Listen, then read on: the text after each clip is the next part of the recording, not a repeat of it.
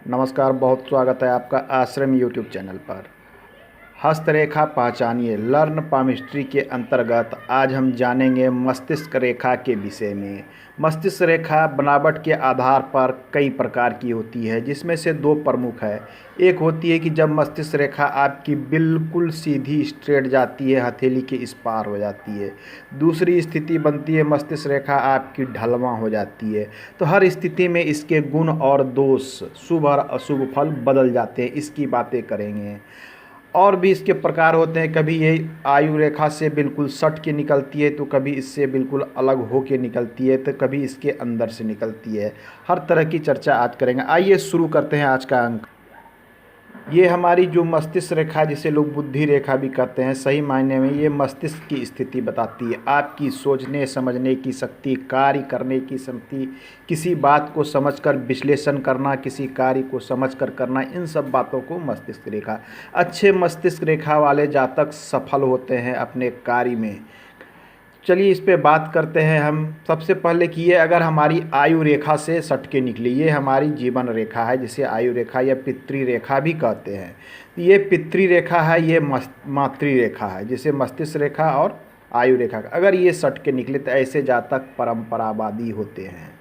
ये पुराने रीति रिवाज को मानने वाले होते हैं। मातृ रेखा और पितृ रेखा दोनों के आपस में सटे होने से, मिलकर चलने से, ये जो है माता पिता के दोनों के गुण, मतलब इसे पैतृक गुण ऐसे जातक के अंतर्गत में पाया जाता है। लेकिन जब दूसरी स्थिति बनती है, हेडलाइन बिल्कुल इससे अलग रहती है। ये देखिए गैप बना हुआ इस प्रकार की, ये वैचारिक स्वतंत्रता को दिखलाता है। ऐसे व्यक्ति विचार के मामले में स्वतंत्र होते हैं, लेकिन ये गैप जब अत्यधिक बढ़ जाए, थोड़ी सी बढ़ी हुई है तो कुछ बैलेंस होता है, लेकिन अत्यधिक बढ़ जाए तो वैचारिक स्वतंत्रता अति बढ़ जाती है। और अति सभी जगह अच्छे नहीं माने जाते हैं। परंपरा का विरोध करना, धर्म का विरोध करना, ऐसी स्थिति हो जाती है। जल्दीबाजी, हर कार्य में हड़बड़ाहट और जल्दीबाजी, जिसके कारण ऐसे जातक को बहुत बार नुकसान भी पहुंचता है। तो ये चिन्ह बहुत शुभ नहीं मानी जाती है। हाँ, थोड़ा गैप लेके चले, आपस में कुछ रेखाएं इसमें सट रही होती है, ये शुभ मानी जाती है। आइए अब इसकी है कि बात करते हैं जब ये रेखा बिल्कुल सीधी हो। मस्तिष्क रेखा बिल्कुल सीधी, आपकी यहाँ से शुरू हुई है, बिल्कुल सीधे होते हुए इस प्रकार से अगर ये लगे कि ये स्ट्रेट है, तो ऐसे जातक की बौद्धिक क्षमता स्पष्ट होती है। किसी प्रकार की कन्फ्यूजन सोच विचार में नहीं होती है। जो भी सोचते हैं स्पष्टता से सोचते हैं। ऐसे जातक को धन के प्रति ललक विशेष होती है, मतलब धन को साथ में धन को कमाने की, अर्जन करने की इनके पास बहुत अधिक शक्ति भी होती है। हथेली के बिल्कुल पार हो जाती है अगर इस प्रकार से स्वार्थ की प्रवृत्ति दिखलाती है। स्वयं पर केंद्रित व्यक्तिवान भी दिखलाते हैं। ऐसे जातक घर से दूर रह के भी कार्य करते हैं, तो मस्तिष्क रेखा की ये गुण दिखलाते हैं। लेकिन जब यही मस्तिष्क रेखा ढलमा हो जाती है, मान लीजिए इस प्रकार से ढलमा होना जातक को कल्पनाशीलता के विषय में बताता है। ऐसे जातक काल्पनिक होते हैं, सोचते अधिक हैं, विचार अधिक करते हैं किसी कार्य को करने पर। इनके अंदर में दया की भावना बहुत अधिक होती है, काफ़ी विचारवान व्यक्तित्व होता है। ऐसे जातक सबों का ध्यान रखते हैं किसी कार्य को करने में।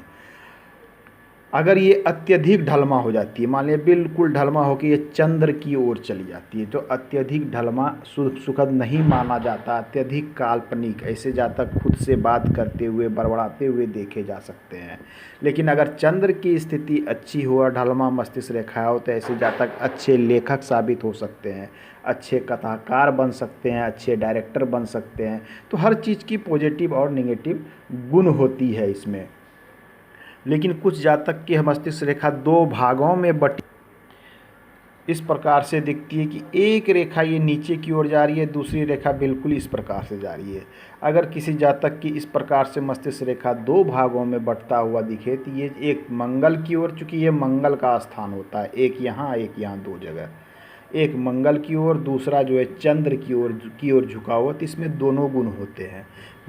ये अपना बौद्धिक क्षमता ये इनकी स्पष्ट होती है, साथ में इनके अंदर में दया की भावना भी भरी होती है, कल्पना भी भरी होती है। मतलब ये दोनों चीज़ों का बैलेंस को दिखलाती है। ये एक सर्वोत्तम स्थिति मानी जाती है कि मस्तिष्क रेखा दो भागों में बंटकर एक इधर चली जाए। ऐसे तो ये भाग बहुत बड़ा हो जाएगा।